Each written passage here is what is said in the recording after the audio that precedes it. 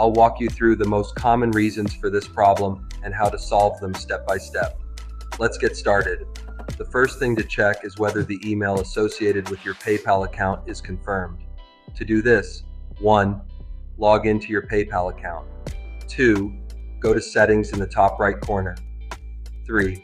Check if your email address says Confirmed. If it's not confirmed, click the Confirm button and follow the instructions sent to your email. Next, check if your account has any limitations.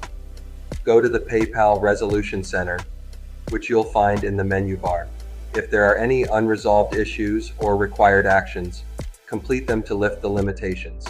These could include providing ID documents or verifying your bank account. Now let's make sure your PayPal is set up to receive payments in any currency. 1. Go to Settings, Payment Preferences.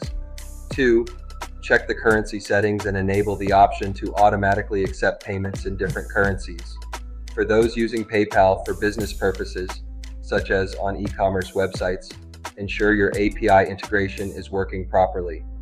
Log in to the PayPal developer dashboard and confirm that your API credentials are correct.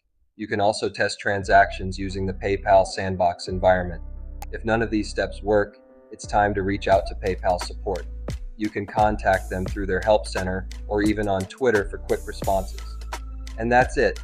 Hopefully, one of these steps helps you resolve the issue and start receiving payments on PayPal. If you found this video helpful, make sure to give it a thumbs up, share it with others, and subscribe for more troubleshooting guides. Thanks for watching, and see you in the next one.